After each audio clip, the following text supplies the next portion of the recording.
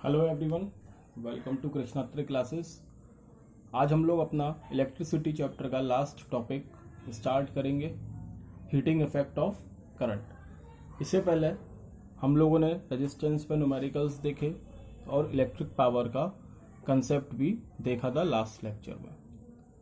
तो स्टार्ट करते हैं अपना हीटिंग इफेक्ट ऑफ करंट। देखो क्या होता है हीटिंग इफेक्ट। हमारा यहाँ पे जब हम लोग करंट पास करते हैं किसी अप्लायंस से, तो नॉर्मल ऑब्जर्वेशन है कि हमारा जो अप्लायंस है वो गर्म हो जाता है। अब कुछ डिवाइसेस में ये जो गर्म होना है, ये जो हीट लॉस हो रहा है, गर्म हो रही है मतलब हीट जनरेट हो रही है, तो कुछ डिवाइसेस में तो ये हमारा लॉस के तौर पर देखा जाता है। जैसे आपका पंखा चल रहा है, तो पंखा हमारा चलता है तो चलते चलते वो गर्म हो जाता है, तो वो क्या है, हमारा एनर्जी का लॉस है। लेकिन कुछ जगह पे हमारी रिक्वायरमेंट हीट ही होती है। हम चाहते हैं कि हमारी हीट जितनी ज़्यादा जनरेट होगी उतना हमें फ़ायदा होगा। ये कौन से डिवाइसेस हैं? जैसे हमारी इमर्शन रॉड, पानी गर्म करने की जो रॉड होती है वो, आपका टोस्टर, हीटर, आपकी इलेक्ट्रिक आयरन, ये वो डिवाइसेस हैं जिसमें हम चाहते हैं कि ज़्यादा से ज़्यादा हीट जनरेट हो जब मैं इनसे करंट पास करूं, क्योंकि वहां पर मुझे क्या जरूरत है, मुझे हीट ही जनरेट करनी है। अगर पानी की रॉड गर्म नहीं होगी तो पानी कैसे गर्म होगा? Immersion rod. अगर प्रेस गर्म नहीं होगी तो कपड़ों पे आयरन कैसे करोगे? तो यही हम लोगों का है हीटिंग इफेक्ट ऑफ करंट, जहां पे हमारी रिक्वायरमेंट ही क्या है, हीट है। हम चाहते हैं कि हीट जनरेट हो और ज्यादा से ज्यादा हीट जनरेट हो। तो इसी में ही हमारी एक ऑब्जर्वेशन है, जैसे आप लोगों ने देखा होगा नॉर्मली अगर हम बात करें तो जितना ज़्यादा हमारा करंट पास होगा अप्लायंस से वो उतना ज़्यादा गर्म होगा। नॉर्मल है, जितना ज़्यादा आप करंट पास करोगे उतना ही ज़्यादा आपका अप्लायंस गर्म हो जाएगा।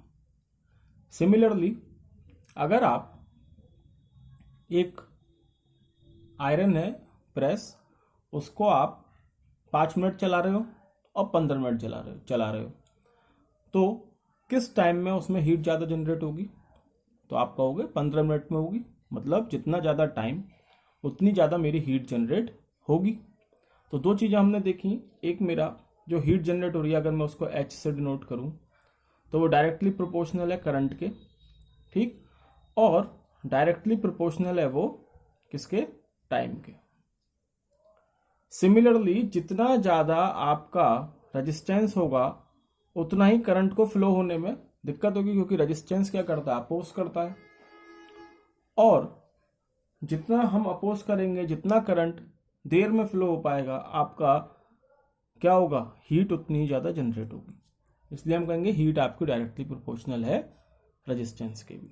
अच्छा, इसमें हमें एक्सपेरिमेंटली हम लोगों ने देखा है कि जो हीट जनरेट है वो स्क्वायर ऑफ द करंट के प्रोपोर्शनल है।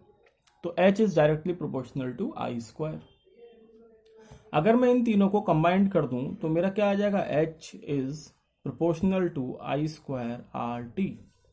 और जब यह कांस्टेंट ऑफ प्रोपोर्शनलिटी, सॉरी, जब मैं यहां से प्रोपोर्शनलिटी का साइन हटाऊंगा तो यहाँ एक कांस्टेंट आ जाएगा K I स्क्वायर RT। और यहां पर जो K की वैल्यू होती है वो आपकी 1 होती है। तो हमारा जो H आता है, जो हीट जनरेट हुई, वो आती है I स्क्वायर RT। ये आपका फॉर्मूला है जो आपको याद रखना है। तो यही था इस टॉपिक में, सिंपल टॉपिक है, H is equal to I square RT। आप इसको वर्क से भी देख सकते हैं। यहाँ पर देखो वर्क से V is equal to W upon Q होता है। W is equal to V into Q हो गया। V की जगह मैं IR लिख सकता हूँ, Q की जगह मैं IT लिख सकता हूँ, क्योंकि V is equal to IR Ohm's law हो गया, और I is equal to Q upon T. यहाँ से तो चैप्टर हमने स्टार्ट करा ही था, तो यहाँ से Q की वैल्यू कितनी आ जाएगी, IT। यहाँ दोनों वैल्यू पुट कर दें तो क्या आ गया, I स्क्वायर RT। अब जो भी इलेक्ट्रिकल वर्क है वो पूरा हीट एनर्जी में कन्वर्ट हो गया, ये हम मान के चल रहे हैं। जो ये वर्क है इलेक्ट्रिकल वर्क, ये पूरा हीट में कन्वर्ट हो गया, ये चीज हम मान रहे हैं, ये हमारी ऑब्जर्वेशन है। हम इसमें कोई भी लॉस कंसीडर नहीं कर रहे हैं, सॉरी ऑब्जर्वेशन नहीं, क्या बोलते हैं उसको, अजम्पशन है हमारी, ठीक है। तो ये हो गया H is equal to I square RT। अच्छा, यहाँ पर एक चीज और, कई बार आपके बोर्ड में क्वेश्चन पूछा जाता है कि जो आपका प्रेस है, टोस्टर है, हीटर है, इनका जो एलिमेंट है वो किस चीज से बना होता है, तो वो एलिमेंट आपका नाइक्रोम से बना होता है, नाइक्रोम। ठीक, NiCHROME, नाइक्रोम से बना होता है। और नाइक्रोम होता क्या है, तो नाइक्रोम आपका एलॉय है निकिल और क्रोमियम का, जैसा नाम से दिख रहा है, Ni फॉर निकिल और CH फॉर क्रोमियम, तो निकिल और क्रोमियम का आपका एलॉय होता है नाइक्रोम। प्रॉपर्टी क्या है इसकी, तो ये है कि इसका रेजिस्टेंस हाई होता है, जितना ज़्यादा रेजिस्टेंस हाई होगा आपकी हीट उतनी आसानी से जनरेट होगी, उतनी ज़्यादा जनरेट होगी। ठीक है, तो ये है आपका हीटिंग इफेक्ट। इसमें अगर हम और देखें तो यही था जो मैंने आपको बताया, heat produced in a wire is directly proportional to square of the current, directly proportional to resistance, directly proportional to time. अगर अब हीटिंग इफेक्ट की अगर मैं एप्लीकेशंस देखूं तो जैसा मैंने बताया, टोस्टर, इमर्शन रॉड, हीटर, ये इलेक्ट्रिक केटल, आयरन प्रेस, ये सब आपकी कॉमन एप्लीकेशंस हैं हीटिंग इफेक्ट ऑफ करंट की। इसमें आप देख सकते हैं कि हमें हीट की ही जरूरत पड़ती है हर अप्लायंस में। दूसरी देखेंगे आप तो आपकी इलेक्ट्रिक लैंप हो गई। इलेक्ट्रिक लैंप में कैसे है, तो इलेक्ट्रिक लैंप मतलब बल्ब, इसमें क्या होता है, जब आपका वो फिलामेंट जो एलिमेंट बना होता है वो जब गर्म हो जाता है तब वो क्या करता है, ग्लो करने लगता है, और जब वो ग्लो करेगा तो हमें रोशनी मिलेगी। तो हमारी जो एप्लीकेशन है वो इलेक्ट्रिक लैंप भी आती है हीटिंग इफेक्ट ऑफ करंट में। यहाँ पे एक चीज और, जो इलेक्ट्रिक लैंप है या बल्ब है उसका जो फिलामेंट होता है वो बना होता है टंगस्टन का। जो बल्ब के अंदर आप वायर सा देखते हो इस तरीके से बना होता है, ये टंगस्टन का बना होता है। टंगस्टन का सिंबल होता है W, इस चीज को आप याद रखोगे।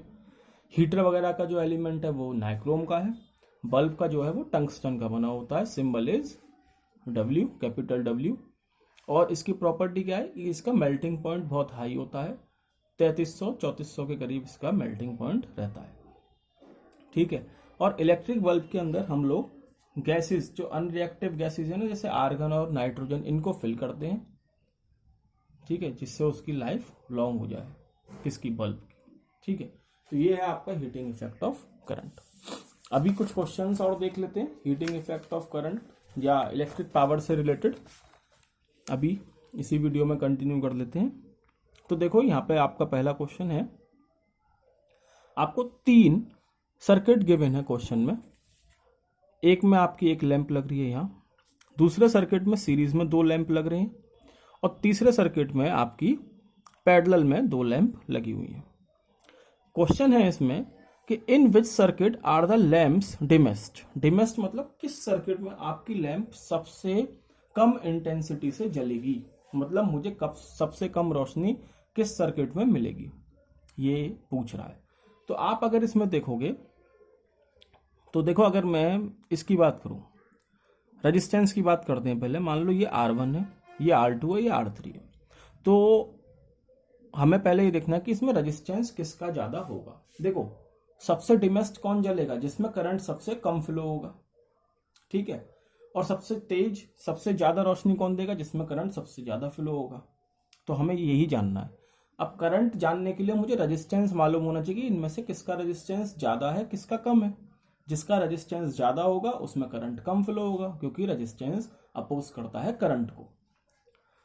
तो देखो, सीरीज में हमने थ्योरी में पढ़ा था कि सीरीज में जब मैं अपने अप्लायंसेस लगाता हूं तो रेजिस्टेंस मेरा बढ़ जाता है। जो सबसे ज्यादा रेजिस्टेंस है उससे भी ज्यादा रेजिस्टेंस हो जाता है, मेरा इक्विवेलेंट रेजिस्टेंस उससे भी ज्यादा हो जाता है। तो और मेरा पैरेलल में रेजिस्टेंस कम हो जाता है। लैंप ये सिमिलर हैं तीनों। अगर मैं इसको R1 मान लूँ, ये R2 है, ये R3 है, इसका मतलब इन दोनों का जो रेजिस्टेंस है वो सबसे ज्यादा होगा R2, उसके बाद R1, और क्योंकि सबसे कम, क्योंकि पैरेलल में कम हो जाता है रेजिस्टेंस, तो सबसे कम आपका R3 हो जाएगा।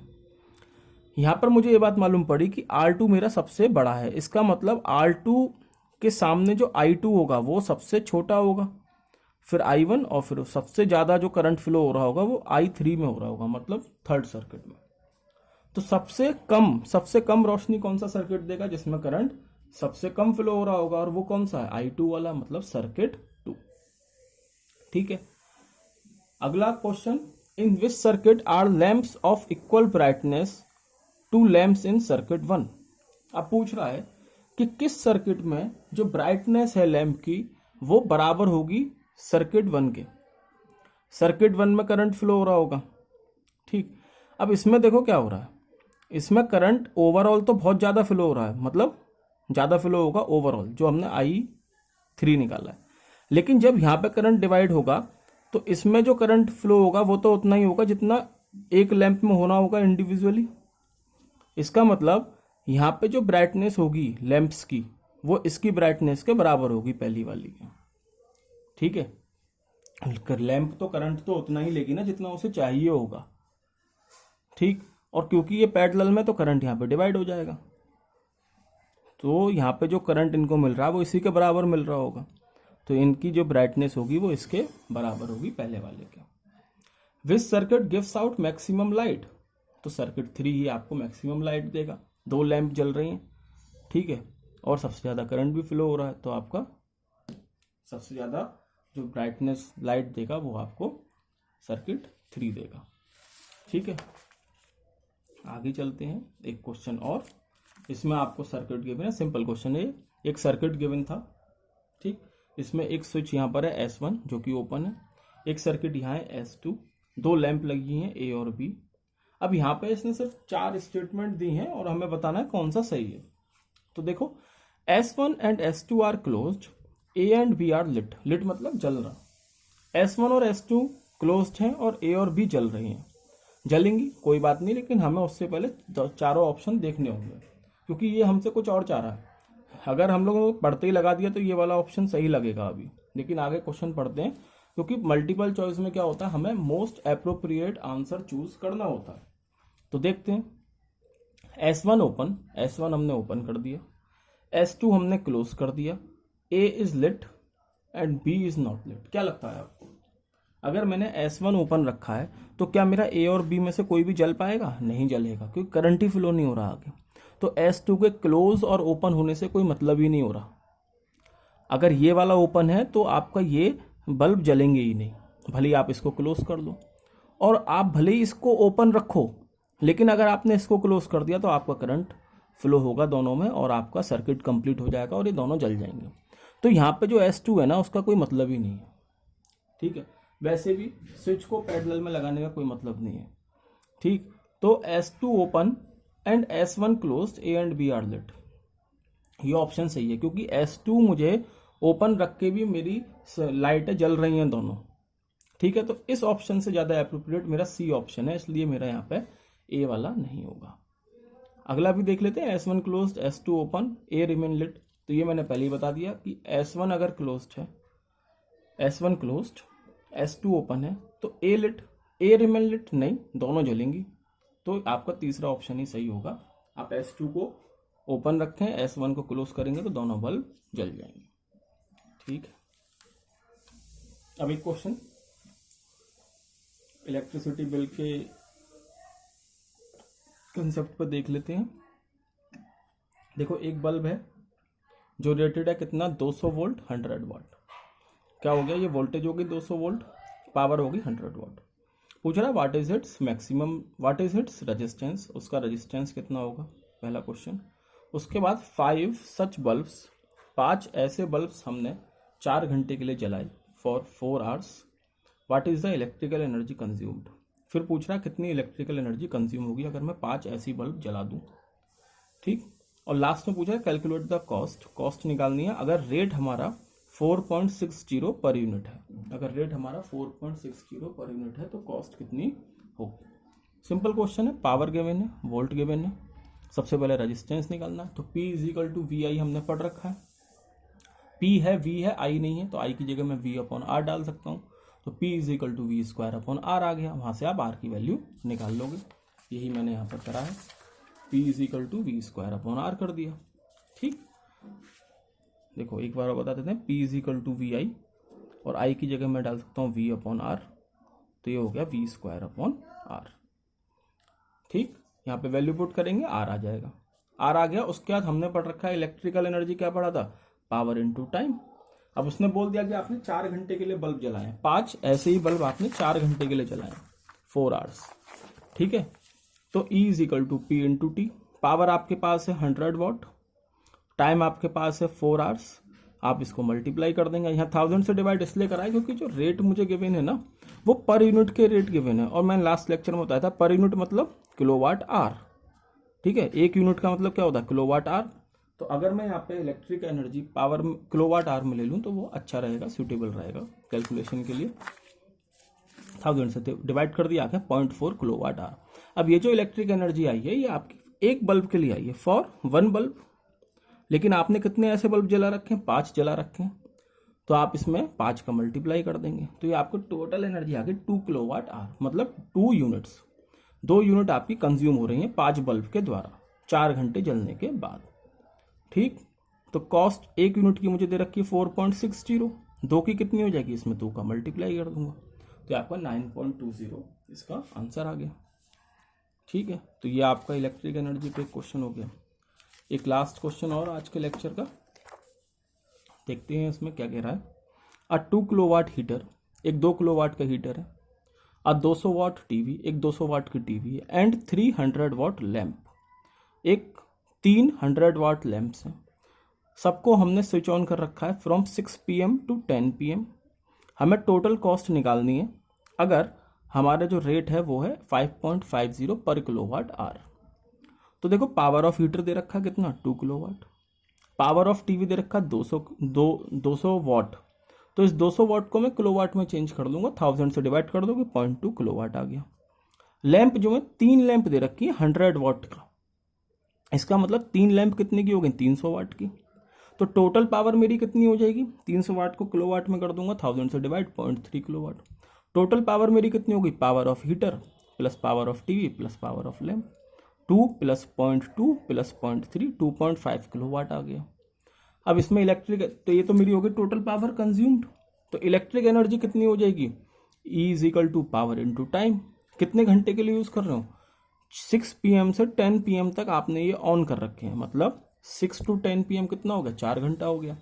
तो 2.5 इंटू 4 कितना आ गया, 10 किलोवाट आवर। ये हो गई 10 किलोवाट आवर, या मैं इसको बोल दूं 10 यूनिट्स, एक ही बात है, 1 किलोवाट आवर में 1 यूनिट होती है।